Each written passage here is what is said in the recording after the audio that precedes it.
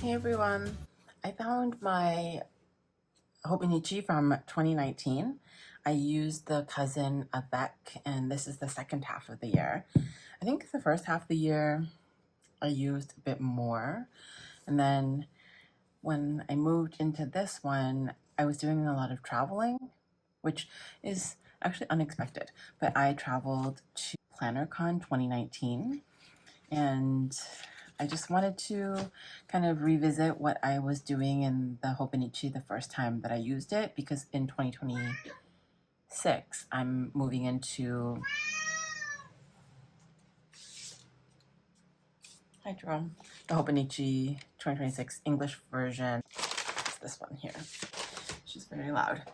My downstairs neighbor smokes in the hallway, and so I've locked her in the room with me to avoid that. But if anybody has any suggestions on number one, keep your cat entertained, or two, how to keep smoke out of your apartment, please let me know. Looks like I didn't use the calendars very much at all. The beginning of the year, I might have circled my menstrual cycle start date.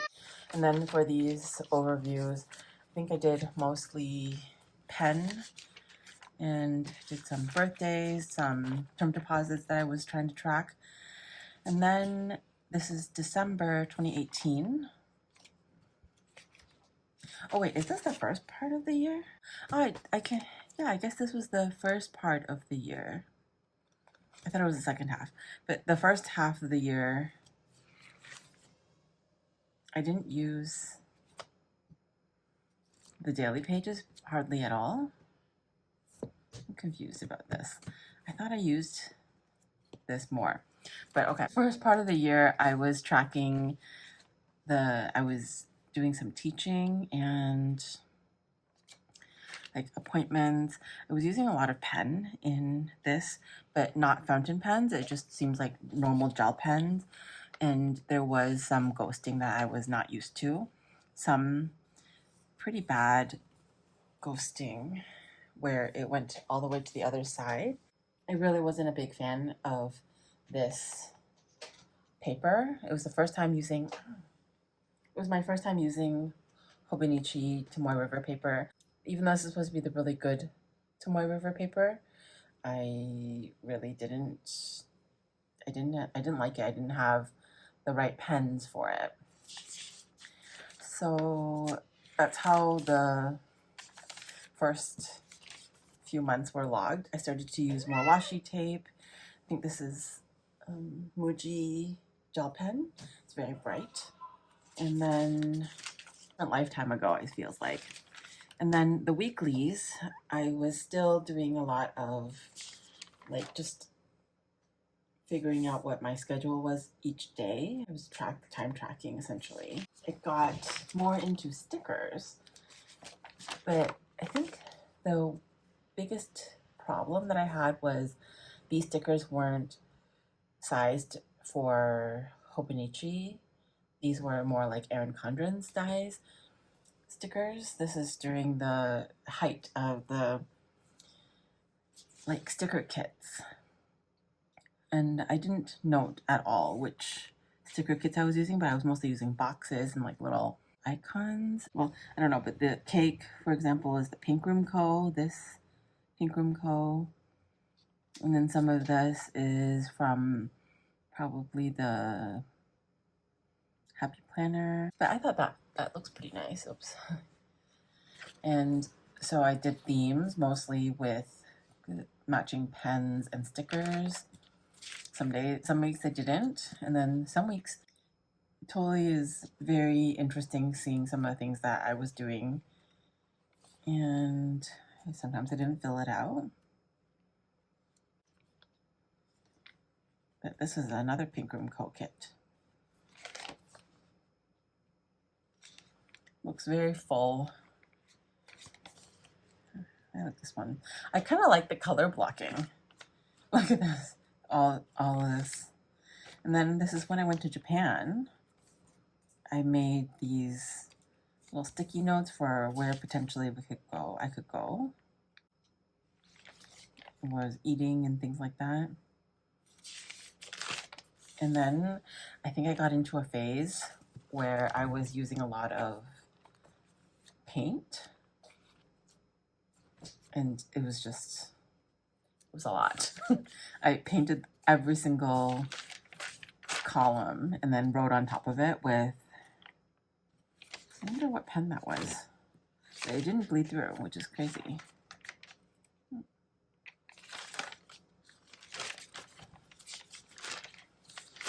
So lots of that for the weeklies. It was kind of a mixture. And then the dailies, it seems like I was just using it for writing quotes. It was lettering practice. I don't ever think I even used these anywhere. I didn't post these at all, I believe. This was really old Simply Gilded washi tape, the maps, the original. And then this is the original hummingbird. This original Wonton in a Million washi. Then these two, it's the hummingbird bows. I was really testing this paper, I guess. Oh, that was more gel pen that probably bled through. Yeah, it totally bled through. So I taped another piece of paper on top. This one, oh, I like it. So this side, you can hardly see it. It says, "Fortune always favors the brave and never helps those who do not help themselves." But you can't really see it very well. But this side is very nice. I like this one. Everything you've ever wanted is on the other side of fear. And I did like a little rainbow, watercolor rainbow in the background. Yeah, but lots of washi tape was being used. I did do some stickers and paints. Just have never really looked back on this until now. Conan O'Brien.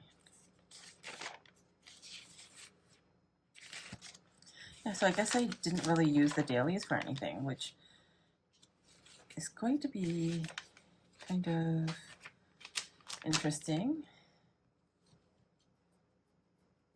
I do want to get some more of my metallic paints out again and test them out.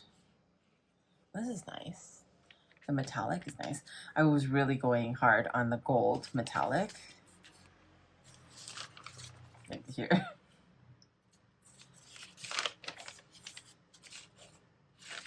This does make the paper kind of sandy. It's a bit of a weird feeling after. This is interesting. Oh, like Amy Tangerine and Amy Tan wrote in my planner when I saw her at PlannerCon.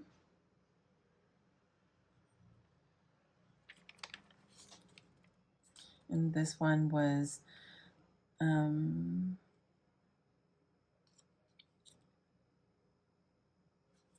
I think this was, there was a stamp, she was a stamp maker. She made a bunch of really cool stamps and they were very functional. I bought a couple, but then she just kind of disappeared after 2019. Probably, yeah, I think she went and started a family and haven't been able to find her stuff later, afterwards. But yeah, I was doing a lot. Oh, this is interesting. I was doing a lot of just experimenting, it seems. Lots of overlays and washi tapes, some gel pens. Yeah, I can't remember what I was thinking, but I really just went very hard on hand lettering, quotes, and didn't do much planning in the back pages at all. Some of this nice washi. I want to see if I still have some of this. Some gilded washi. What, I think I was doing this with maybe with a brush pen, one of those water brush pens. This is a nice blue. But yeah, I'm not sure if this is actually going to be helpful for me as I move into 2026, but it's very interesting to go through and look at the planners that you had in the past. This washi is really nice. I think this is MT brand. I think it maybe will inspire me to use more of my washi more consistently. I just use like a tiny piece every now and then. Must have been doing a daily challenge. Oh, where's this?